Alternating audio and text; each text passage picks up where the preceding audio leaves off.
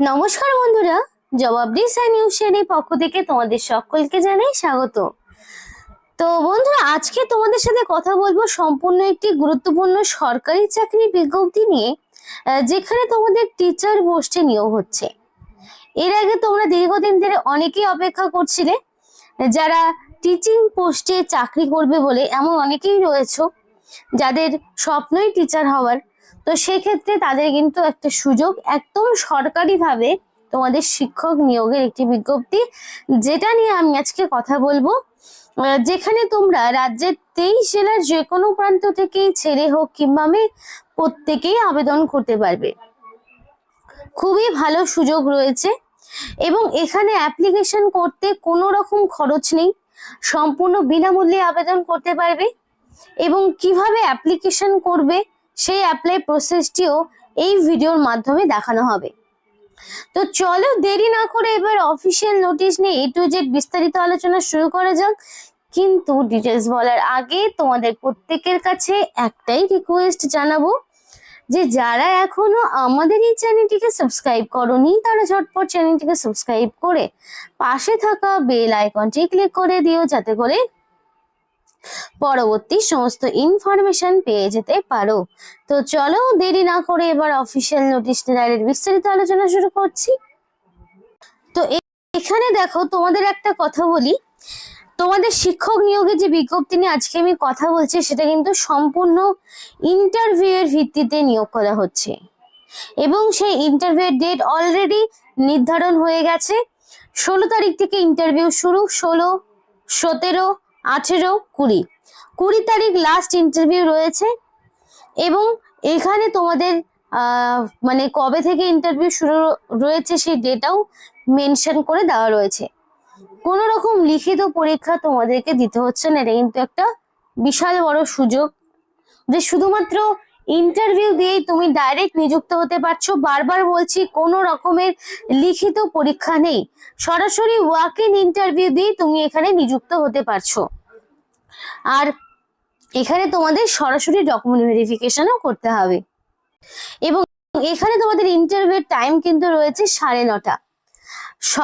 তোমাদের এখানে 9:30টার দিকে তোমাকে পৌঁছাতে হবে, সকালে এক্সাক্ট টাইমেই পৌঁছে যাবে।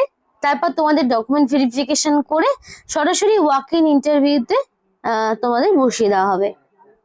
এখানে সময় মেনশন করে দেওয়া রয়েছে, প্রত্যেকটি ক্যান্ডিডেটকে রিপোর্ট করাতে হবে 9:30 থেকে।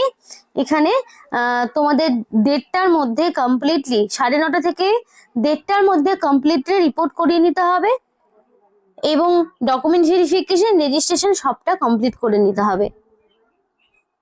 তো আশা করি এইটুকুটা তোমরা বুঝতে পেরেছো। এবং কিছু ডকুমেন্টস যেগুলো অরিজিনাল এবং সেগুলোর কপি সঙ্গে করে নিয়ে যেতে হবে।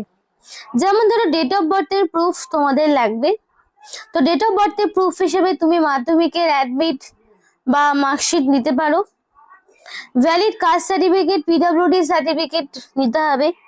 এডুকেশনাল এবং টেকনিক্যাল কোয়ালিফিকেশন তোমাদের যা রয়েছে, এবার তুমি যেই পোস্টে অ্যাপ্লিকেশন করবে সেই পোস্টের যা কোয়ালিফিকেশন প্রয়োজন সেই কোয়ালিফিকেশন।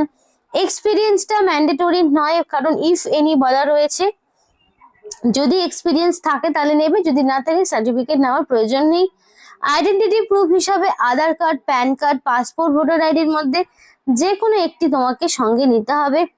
যদি তোমরা এমপ্লয়ি হয়ে থাকো তাহলে NOC ফ্রম এমপ্লয়ার, আর যদি এমপ্লয়ি না হয়ে থাকো তাহলে এই ফর্মটারও প্রয়োজন হচ্ছে না, এদিকে এক্সপিরিয়েন্সেরও প্রয়োজন হচ্ছে না।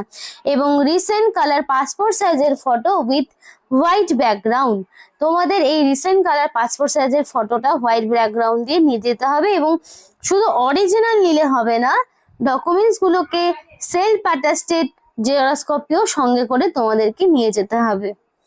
মানে অরিজিনাল গুলো জাস্ট দেখে ছেড়ে দেবে ভেরিফিকেশন করে, প্লাস সেগুলোর কপি, এবং সেগুলোতে অবশ্যই সেলফ অ্যাটাস্টেড করিয়ে নেবে উইথ ডেট। নিজে সিগনেচার করবে, প্রত্যেক ডকুমেন্টসের নিচের দিকে সিগনেচার করবে, ব্যাস, তাহলেই কমপ্লিট। এই ডকুমেন্টস গুলো তুমি সেদিন নিয়ে যাবে যেই দিনগুলোতে তোমার ইন্টারভিউ রয়েছে। এবার বলি কিভাবে অ্যাপ্লিকেশন ফর্মটি পূরণ করবে। ফার্স্টে তোমাকে মেনশন করতে হবে তুমি কোন পোস্টের জন্য অ্যাপ্লিকেশন করছো, আর এখানে তোমাকে রিসেন্ট কালার পাসপোর্ট সাইজের ফটো অ্যাটাচ করতে হবে। নেম অফ দ্য অ্যাপ্লিকেন্টের ঘরে তোমার নাম থাকবে, মাধ্যমিক বা তার সমতুল্য পরীক্ষার অ্যাডমিটে যে নাম হয় সেই নামটাই তোমাকে এখানে বসাতে হবে। ফাদার্স নেম, অবশ্যই তোমার বাবার নাম থাকবে। কেউ যদি বিবাহিত মহিলারা মনে করে যে আমি হাজবেন্ডের নাম দেবো, দিতে পারো, কারণ এখানে ছেলে মেয়ে প্রত্যেকে আবেদন করতে পারবে, ম্যারিড আনম্যারিড প্রত্যেকে আবেদন করতে পারবে। এবার নোটিফিকেশন থেকে বেরিয়ে এসে একটা কথা বলবো যে কারা কারা এখানে অ্যাপ্লিকেশন করছো অবশ্যই তারা আমাকে ইয়েস লিখে জানাও। বাকি তোমাদের ডিটেলস অবশ্যই শেয়ার করব। এবং কেউ যদি মনে করো আমি নিজস্ব ডিস্ট্রিক্টের জন্য অ্যাপ্লিকেশন করতে চাই বা নিজস্ব ডিস্ট্রিক্টে কোনো রকম জব করতে চাই, সেটা টিচিং হোক বা অন্যান্য কিছু হোক, তাহলে সে অবশ্যই আমাদেরকে কমেন্ট করে জানাও। কারণ এখন কিন্তু সরকারি বেসরকারি অনেক রকম নোটিফিকেশন প্রত্যেকটি জেলা থেকেই রয়েছে। একসাথে হয়তো সমস্ত জেলা থেকে অ্যাপ্লিকেশন দেওয়া সম্ভব নয়। আজকে যে নোটিফিকেশন নিয়ে কথা বলছি সেখানে 23 জেলা থেকে অ্যাপ্লিকেশন করা যাবে, কিন্তু তবুও পোস্টিং যদি মানে নিজস্ব জেলায় নিজস্ব লোকেশনে কোনো রকম যদি গভর্নমেন্ট জবের জন্য তোমরা অধীর আগ্রহে বসে থাকবো, তাহলে তোমাদেরকে অবশ্যই তোমাদের জেলার নাম আমাদেরকে কমেন্ট করে জানাতে হবে, যাতে করে তোমার জেলায় থাকা সমস্ত A to Z ইনফরমেশন তুমি সময় মতো পেয়ে যেতে পারো। যে ডিস্ট্রিক্টের ক্যান্ডিডেট যত বেশি কমেন্ট করবে সেই ডিস্ট্রিক্টের ইনফরমেশন গুলোই সবার আগে দেওয়া হবে। তারপরে ডেট অফ বার্থ দেওয়ার পরে কাস্ট তোমাদের যেটা থাকবে, ইউআর হলে তো কোনো রকম ডকুমেন্টস এর প্রয়োজন নেই, কিন্তু যদি SC ST OBC EWS হয়ে থাকো তাহলে তোমাকে জেরক্স কপি অ্যাটাচ করতে হবে। এবার where you can teach in,